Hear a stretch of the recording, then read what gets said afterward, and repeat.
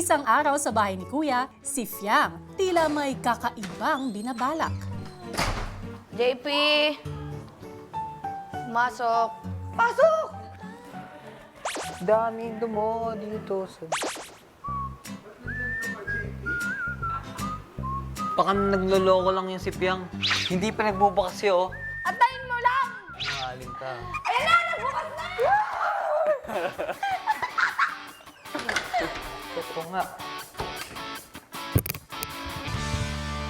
Gandang araw po, Kuya. JP, Kuya, magandang araw. gandang araw po. Magandang araw. Gandang araw po, Kuya. Oo nga, magandang araw.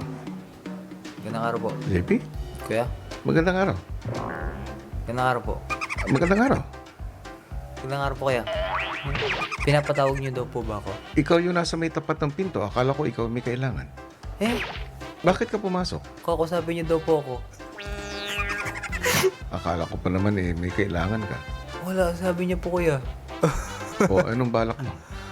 Po, babalik ka lang po ako, Kuya. O sige, Sige po, Kuya. magandang araw. Gandang araw po.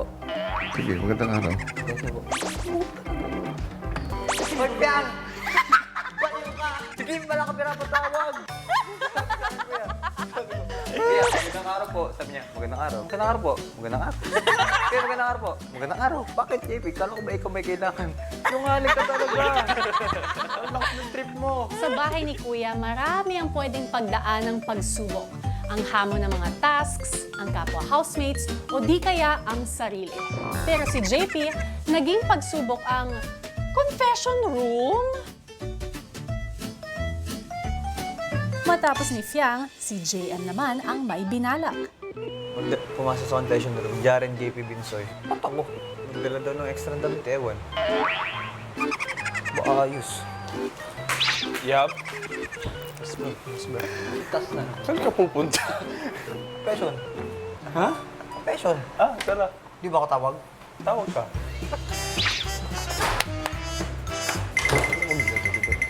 Imagine ko na sasabihin ni Kuya. Ano yan, JP? Kuya, gandang araw. Ay, gandang gabi po. Magandang gabi. Gandang gabi po. Magandang gabi. Gandang gabi po, Kuya. Uy, gandang gabi. Magandang gabi, JP. Gandang gabi po, Kuya. O, magandang gabi. Ikaw, Kuya, pinatawag niyo po ba ako? Sino may sabi? Sila po, tawag niyo. Tatlo daw po. Nagdala daw po ng t-shirt. Ay, ng extra damit. Paayos! Sabi ni Kuya JM, Jaren JP, magdala ng extra t-shirt sa confession room. Tawagin mo siya. Tawag ka ni Kuya! Lugot ka! Magandang gabi, JP.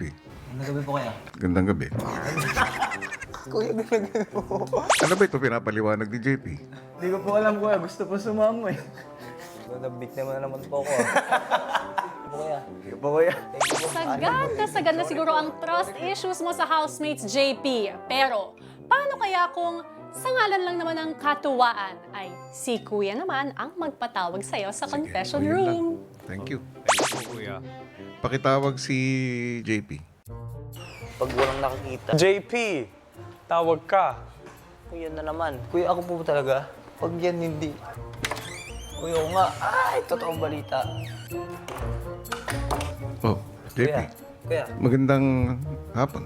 Gandang hapon po. Magandang hapon. Gandang hapon. Bakit pumasok ka? Tawag niyo po ba, Kuya? Sinong tumawag sa'yo? Aba, si Jared po, Kuya. May pinatawag ako. Si Binsoy. Ay, si Kuya Binsoy po ba? Kuya Binsoy palang tawag. Ikaw daw ang tawag. Hindi ako? Oo. Hello po, Kuya. Binsoy? Hello po, Kuya. Bakit, Binsoy? Sabi ni JP, tawag daw ko, Kuya eh. Si JM. Ha? Sige, Kuya, tawagin mo. JM, tawag ka. Yeah. Ikaw nga tinawag. Ayaw maniwala. Promise. Promise to God. Sana mo, promise to God. Oh. Kuya. Oh, JM. Kuya. Ano yun? Pinatawag niyo daw po, Kuya. Gutom ba kayo? Ayos. Sabi ko ni Vincent, Kuya. Parang nalilito kayo ah. Tawagin mo nga si Jaren. Ikaw ang tawag. Are you sure? Ikaw nga. Jaren, Nalilito na po ako. I have no idea what's going on, Kuya. ako rin. Litong-lito na ako sa inyo. Tawagin mo yung lahat ng boys. Nagtataka na si Kuya. Lahat ng boys pumasok sa confession room.